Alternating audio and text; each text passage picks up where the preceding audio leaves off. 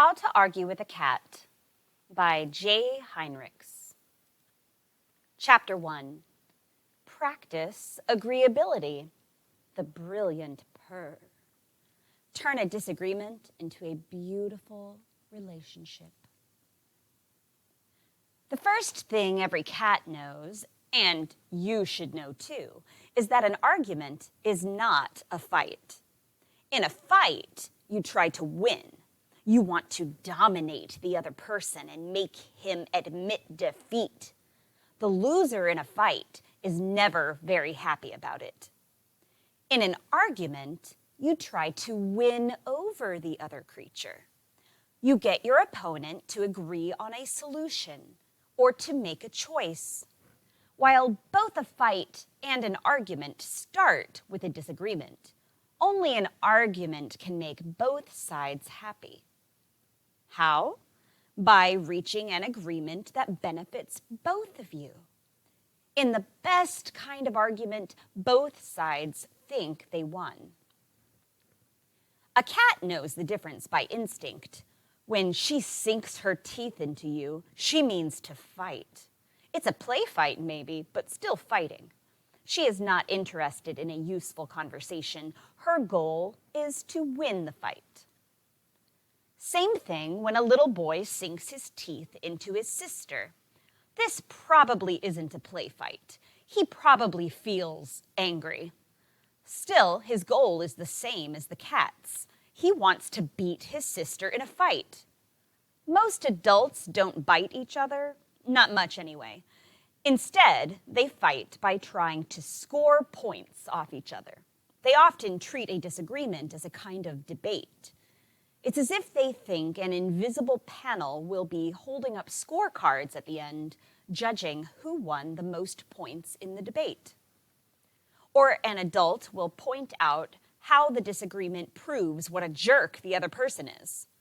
Or she'll point out her opponent's past idiotic opinions and mistakes. In each case, she is not arguing. She's fighting, trying to win. From a persuasion standpoint, her behavior works about as well as biting does, though it's maybe a little less painful. So, is there a way to turn a disagreement into something positive? Yes, by arguing. An argument is not about domination. It's about getting another person to make a choice or take an action that you want. A cat who bites means to fight. But a cat who gently claws your leg is making an argument. Pay me attention. I want food, play, love, access to high places. Every cat was a monkey in his past life. The leg clawing offers the perfect opening to an intelligent dialogue, where you can share points of view and develop a mutually satisfying conclusion. J. Want to get up on the highest bookshelf, the one you can never get down from? Killick claws a little more insistently.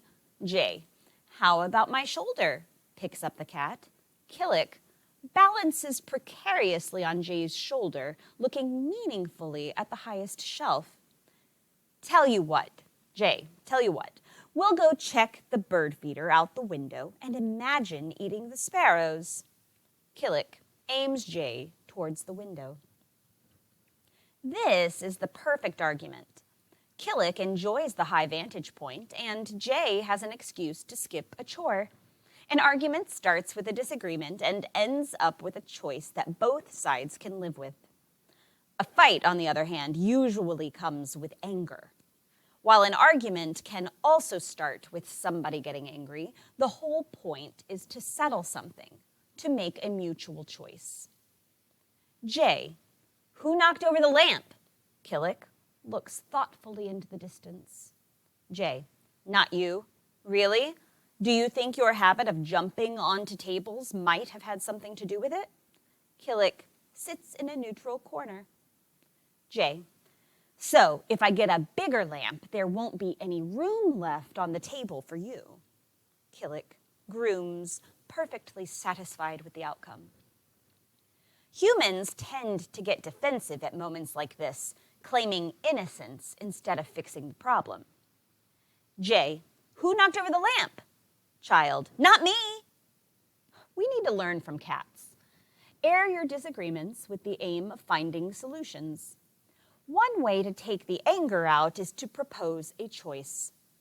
Aristotle called this kind of conversation a deliberative argument. Deliberation has to do with choices. Here's the important thing about presenting these choices. You have to show how they benefit your audience. Aristotle called this tool the advantageous. It works great on humans, but isn't necessary for cats. They already know what's to their advantage. Suppose you want to go to a concert on Saturday. Your partner doesn't want to. He looks tired. Instead of saying, "Come on, we never go out enough," try offering a choice. I just thought the concert would be amazing. It's the one kind of music we agree on. But if you're too tired to go out, we could just invite the Smiths over. They're very restful people. Partner, restful? You mean boring. You're right, way too boring. I'll get us concert tickets. Again, this may not work, and you'll need to master the other tools in this book, but the advantageous ploy sounds a lot less whiny than the usual argument. Still, what about Killick, our lamp-knocking cat? Jay may have to make the choice himself. Actually, that's sort of what you did with the concert. Cats and partners aren't that terribly different, after all. Jay can move the table to where it will never catch the sunlight, or he can buy a bigger lamp. Or he could try to get Killick to promise never to knock the lamp over again. That last choice probably won't work. A human may make such a promise without being sure he can actually keep it, but a cat knows better. Okay, but what if your opponent continues to bite your leg? Or if he isn't the biting type, what if he just tells you you're wrong and that you're a total jerk? In other words, what if you want to argue with an opponent who just wants to fight? Here are several tools you can use to keep things cool and turn a fight into an argument. 1. Be agreeable. Here is one of the many ways that cats are wiser than people. When a human disagrees with another human, each usually tries to get the other to admit he's wrong. When a cat disagrees with a human, on the other hand, she almost always tries to get what she wants. Cats also understand that one of the best ways to persuade people is to be agreeable. This is a skill that even humans can learn. Agreeability can lead to happier relationships, successful careers, and a more persuasive life. Even if you disagree with someone or your opponent attacks you personally, nod your head and listen. Don't get angry, and don't push back against any of his points. Hold your fire. You often see cats acting agreeably. Natalie, I can't believe you napped on my new dress. Charlie looks at Natalie and listens politely. Natalie, it will take forever to get all the hair out. I'm supposed to be at dinner in half an hour. Charlie blinks. Natalie, what am I going to do with you? Charlie does a slow blink, letting slide the stupidity of Natalie's question. Natalie, well, maybe I can use a sticky roller on it. Charlie stretches, problem solved. Number 2, say yes and. If you have ever taken an improv class, you'll know this method. You work with fellow comedians as a team. When someone says something, you don't argue against it. Instead, you add to it, fleshing out what the other person said. You do this by saying yes and. This is one of those rare things humans do better than cats. Of course, cats don't need to say yes and. Instead, they have expressive tails. A gentle thump or a wag will disarm your average human opponent. Because we don't have tails, we have to practice other methods, like improv, to disarm our human opponents. Manager, I looked at your proposal for a dance theme at the office party, and I think we need to go in another direction. Instead of fist pump, what kind of theme is fist pump?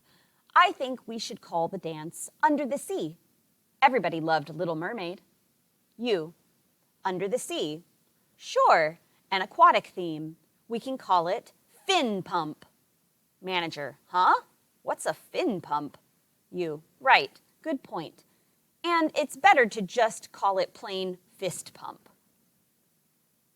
While this may not work, at least you will have confused the boss for a while, which is satisfying. A cat can do this just by staring at you or by stretching against your leg. This makes you wonder whether she really got your message or whether she has a mysterious message of her own. Number 3, groom your opponent. A cat can take the tension out by licking her opponent. In most cases, humans probably should not do this. Licking an angry person will probably not calm him down. But a small dose of flattery might work. Father, I want to know who ate the last of the cookies. Teen, well, wow. Father, well? Teen, sorry, I was distracted by your shoes. Those are really cool shoes. Father, we're not here to talk about my shoes. We're here to talk about the family. You know what I mean. The teen may still be in trouble, and the father may see right past her flattery, but Dad will also shine his shoes tonight, thinking maybe this kid isn't so bad after all, though she shouldn't have eaten those cookies.